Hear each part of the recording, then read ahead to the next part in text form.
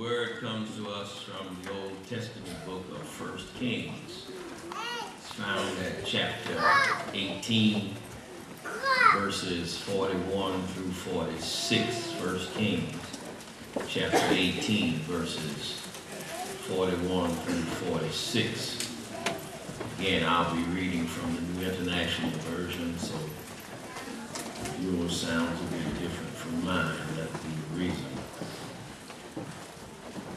And Elijah said to Ahab, "Go, eat and drink, for there is the sound of a heavy rain." So Ahab went off to eat and drink, but Elijah climbed to the top of Mount Carmel, bent down to the ground, and put his face between his knees. "Go and look toward the sea," he told his servant. And he went up and looked. There was nothing there. He said, 7 times Elijah said, "Go back." The 7th time, the servant reported a cloud as small as a man's hand was rising from the sea. So Elijah said, "Go and tell Ahab, hitch up your chariot and go down before the rain stops you." Meanwhile, the sky grew black with clouds. The wind rose, a heavy rain came on, and Ahab rode off to Jezreel. The power of the Lord came upon Elijah, and tucking his cloak into his belt, he ran ahead of Ahab all the way to Jezreel. God bless his word. From the general context of chapter 18 and the immediate text of these verses 41 through 46, I want to talk to you for just a few minutes today from this topic, looking toward a new year. Looking toward a new year. No matter who you are, where you've been, or what you've done. The other day, I got interesting text messages. Yeah, I can read text messages. I can even send text messages in text messages. But that's a discussion for another time. The text message that I received read, "Instead of us making a New Year's resolution to lose weight or to have more money, make it so we can get closer to God, and then watch what happens." Happy New Year. For some reason, that stuck with me. I didn't know why. When I read it, it stuck with me. It was interesting. I stored it in that big notebook in my head. I liked it.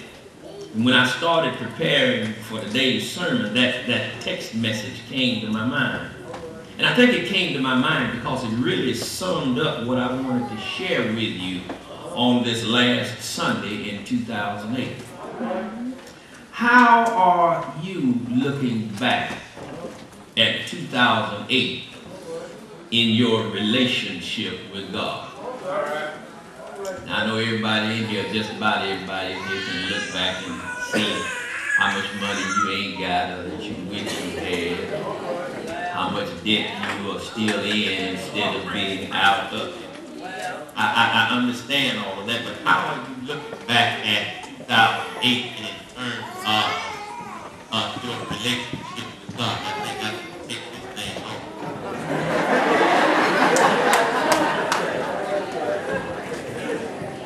Yeah, and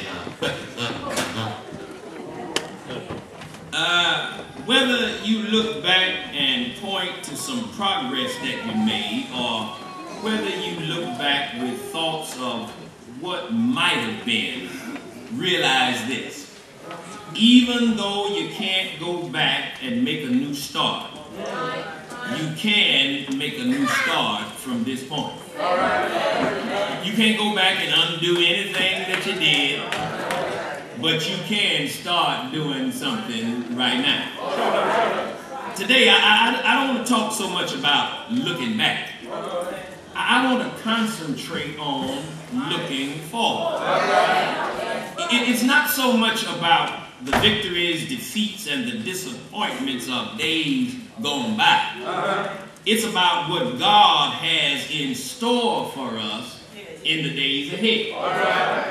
Look at this text in 1 Kings chapter 18. As you look at that text, I want you to also look at your prospects for a new year. In this text, Elijah is coming off one of the most memorable events in Old Testament history. I like the story of Elijah and meeting up with the prophets of Baal out there at Mount Carmel. Very interesting story to me. The prophets of Baal had just been defeated in a showdown at Mount Carmel. Elijah, the Baal's prophets were to call down fire, and Baal was supposed to send fire, and he didn't send it. I don't know if he lost his matches or what, but he didn't send fire, and Elijah then called down fire, and God sent the fire from heaven. Elijah had an encounter with those prophets. Fire fell from heaven. Baal's prophets were killed. And Elijah then turned to Ahab and told him, you need to go and get you something to eat and drink, because I've heard the sound of a coming thunderstorm. Ahab went off to eat and drink, but Elijah went up to the top of the mountain to commune with God. Several ideas in this text jumped out at me, and I think they're important. And I want to share them with you as we go into this new year. First of all, the first thing I want to share with you is that hearing and listening to God's voice helps you to know His heart. Everybody want to know, what is God thinking? What is God's will for me? Sometimes all you need to do is stop and listen to Him. Listen to what, hear His voice, and then listen to what He's saying. Now, sometimes in order for you to hear His voice and listen to what He's saying, you got to read the Bible. Don't wait till trouble comes. Then, like I said a couple of Sundays ago, don't wait till trouble comes. Then you want everybody to find you first. You catch in hell, and then you want everybody to find you a magical verse. That don't work, Elijah told Ahab to go and eat. Elijah knew the storm was coming and the king would need some nourishment. Go and eat, because you need to outrun the storm. You need to get down from this mountain before the storm comes. The king didn't know it, but Elijah did. Elijah knew that a storm was on the way. My brothers and my sisters, when a storm is coming, you need to have some strength to get through. I need to say something right here. I need to say something. Don't wait till tragedy. Don't wait till tragedy comes into your life and then you want to attend all the Bible classes. Don't wait till struggles get into your life and then you want to go to church every Sunday. You want folk to open up the door every Sunday because you need to be close to the Lord. Some of us have been trying to be close to Him all the time. Now all of a sudden you want to get back close to Him, and then you're going to forget Him when stuff starts happening. Well, I ain't preaching now. I'm fussing now.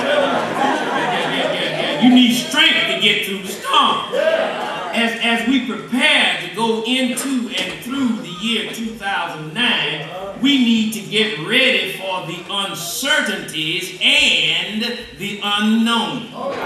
We don't fully know what's waiting ahead for us, but we ought to know that at least we need some nourishment. They laugh at me, but I eat my grits and eggs and drink my coffee every morning. Because I know that noontime is coming. Ain't no need of me missing out on my some teeth. I need some strength by the time noon gets here. And when I don't eat my breakfast around 12, 1 o'clock, I start feeling funny. And I wonder why I'm feeling funny. Then something slaps me upside the head and says, fool, you ain't ate yet.